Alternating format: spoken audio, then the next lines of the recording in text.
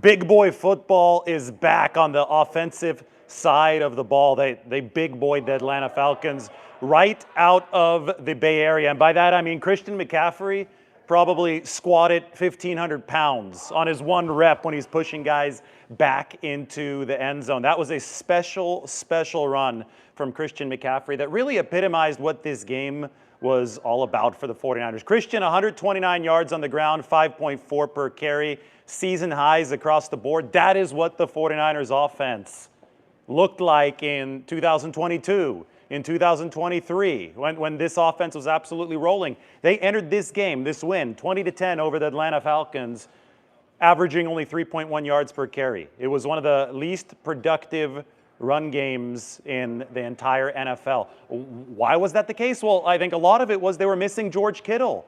They've been missing the outside receiving threat of Brandon Ayuk and a lot of other receivers. That's been an injury problem for the 49ers. They've been missing Brock Purdy's extend the play ability, although Mac Jones had some nice work in that regard today. The 49ers have been missing those things, but they've still been finding ways to grind it out and win some of these games. They entered this one at 4-2. But today, they got George Kittle back. They got the outside receiving equation's not completely solved yet. That's something that should see a benefit from Ricky Pearsall's return next week. But they put themselves into leverage position at the line of scrimmage. They were facing, as we talked about, the number 20 run defense in the NFL, and they did exactly what they needed to do against the Atlanta Falcons. They ran all over them. They big boyed them all the way out of Levi's Stadium. I mean, that was, if you watch that run from McCaffrey, not only is he squatting his way back into the end zone, but you also saw, I think it was Dominic Pooney, Connor Colby, Matt Hennessy, who filled in for Jake Brendel at center, the former Falcon, Matt Hennessy helping pull Christian McCaffrey across the goal line. I mean, that was a special moment for a team that was looking to rediscover its rushing attack. Remember that the 49ers led the league in passing attempts and quarterback injuries entering this game. Those two are correlated. It's not sustainable to go a whole season rushing at 3.1 yards per carry, especially in this system. The 49ers needed to find a way to establish that ground backbone, and they absolutely today. The final numbers for the rushing offense for San Francisco: 39 carries, 174 yards, 4.5 per carry. Mac Jones, meanwhile, 17 of 26, 152 yards. So not nearly as prolific as some of the 300-yard games that we had seen from Mac Jones, but that's more like what you like to see from the 49ers offense. You know, if they're throwing 26 times and they're rushing 39 times, that fits the formula. Now, you don't just go out there and run 39 or 40 times against the brick wall. You have to be able to naturally, organically get there, and they did today with the biggest rushing performance of the season. What can we say about Christian McCaffrey, though? There were people over the course of this offseason trying to tell me that Christian McCaffrey had lost the step. That same guy who supposedly had lost the step not only squatted 1,500 pounds worth of defensive line weight into the end zone today, he also set up that run with a 3rd and 13 conversion where he lined up 6 yards behind the line of scrimmage. He beat defensive backs. We'll go and watch the formation on the play. Mac Jones is in the shotgun. Christian McCaffrey is lined up about, I would say, 7 or 8 yards to his left, a good 6 yards behind the line. He runs a little skinny post, not from a flanker position, not a couple yards behind the line of scrimmage, full 6 yards behind, and still picks up 17. Still beats the defensive back with his head of steam. No, the guy hasn't lost the step. The guy just needed some rushing room, and he delivered today, both through the air. McCaffrey was the 49ers' leading receiver, 72 yards, 7 catches, and on the ground. This was a vintage performance for one of the NFL's best players. And guess what? Next week, the 49ers are going to get Ricky Pearsall and Brock Purdy back against the Houston Texans. We know that the formula for this team as a whole is for the offense to be elite. We've been talking about hog the ball because the offense hasn't had Purdy, hasn't had Pearsall. The explosiveness capability hasn't really been there. So the formula today, 40 rushes, they executed hog the ball really well. But if they want to win a Super Bowl, and I think the league is wide open, we saw a lot of crazy stuff around the league today that I think just underscores that fact. But if the 49ers want to win a Super Bowl, then I think they're going to have to show true offensive ceiling in the top 5, probably even the top 3, maybe even the top 2. And Purdy has led an offense that was the top in the league back in 2023, and down the stretch of 2022, they're really good as well. So they have to get to that level. They're going to get those guys back, and I think they have a true chance to vault to that level because Brandon Ayuk might even come back at some point this season. It does look like the 49ers got through this game. I'm going to knock on wood if I could find some. It's a carpentry door right here in the 49ers. This is the engineering room in Levi Stadium. These guys do an awesome job. Tom Rathman, I guess, signed one of the memorabilia posters here. You could see, I know it's inverted behind me, but you could see Bill Walsh. You could see some 49ers fans. They do a hell of a job, and this is a good spot for the post-game report. But the 49ers have a chance now, I think a very legitimate one, to propel that offense to the elite levels that it's going to need to be at if this team wants to go to distance. Because they didn't have Fred Warner, and Warner, I guess he was on his little leg scooter because he had that cast on his ankle, had surgery this week. He was just greeting every single 49ers player as he went back into the locker room. The defense today, I'll say it straight up, that this was a heroic performance from the defense to hold Atlanta to only 10 points. This is a team that averaged 6.8 yards per carry against Buffalo on Monday. The Falcons only rushed for 3.1 per carry today. So stopping the run is, the 49ers of 2024 were one of the worst run defenses in football.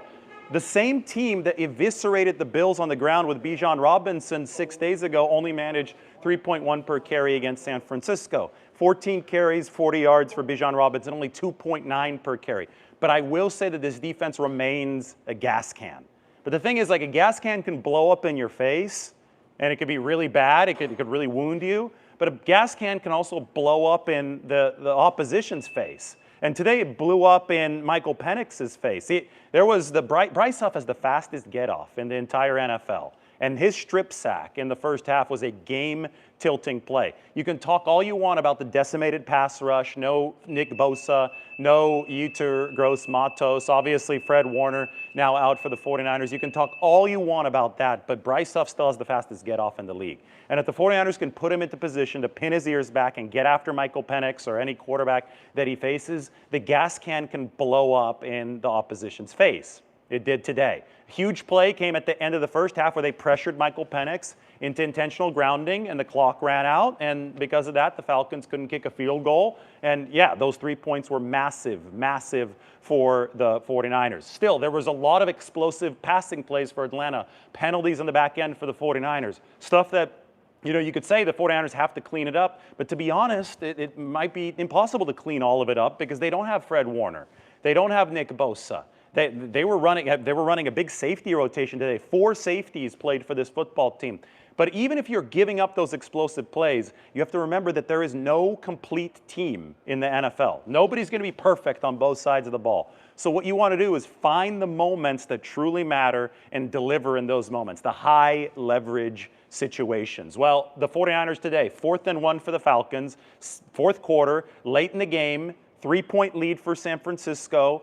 What does Michael Penix do? He goes to his favorite target, Drake London, who had already made a bunch of big catches for the Falcons.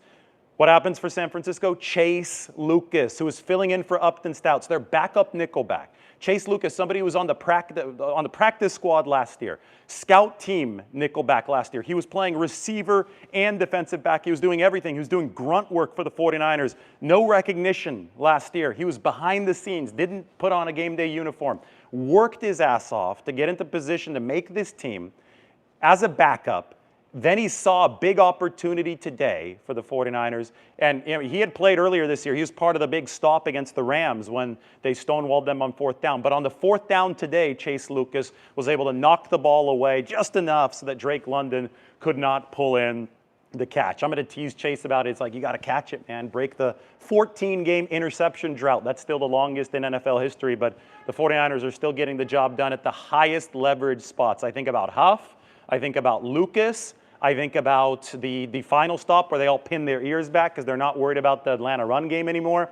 And I have to keep on emphasizing that 3.1 yards per carry for the Atlanta Falcons. They had 6.8 per carry against the Bills last week. That is a heroic effort from a defense that lost Fred Warner a week ago, and it was good that Fred was here to watch it, and he's in the locker room now. I'm going to head into the locker room here in a few minutes. You know who else came through again for the 49ers? Eddie Pinheiro. 17 straight field goals to make the season. That is a San Francisco franchise record, including one from a good, what was it?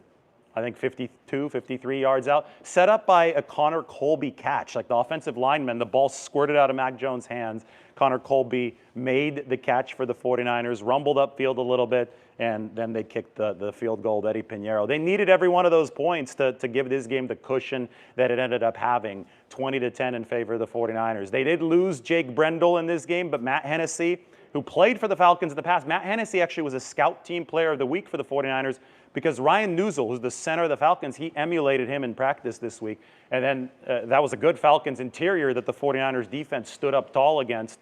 Then what we saw was San Francisco offensively just lay the hammer down on the Atlanta Falcons. I mean, with Hennessy in there, some backup linemen in there, 39 carries, 174 yards. They took the pressure off Mac Jones, and they set the table for Brock Purdy and company for next week. The one big mistake in the first half was when Juwan Jennings dropped that pass that turned into an interception.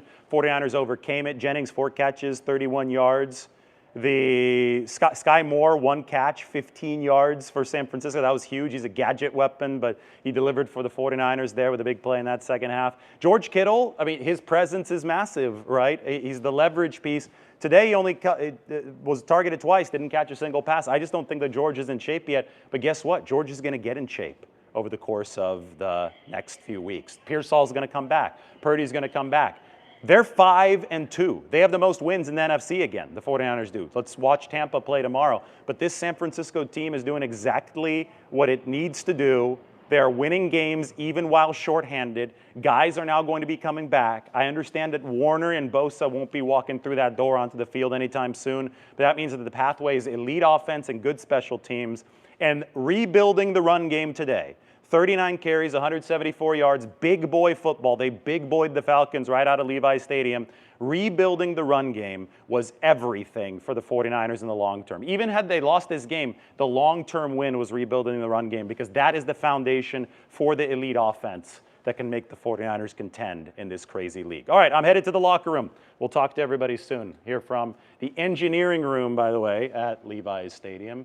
You can see this is the background the correct way behind me. There's Bill Walsh there. The fans, they're going crazy. We'll talk to you guys soon.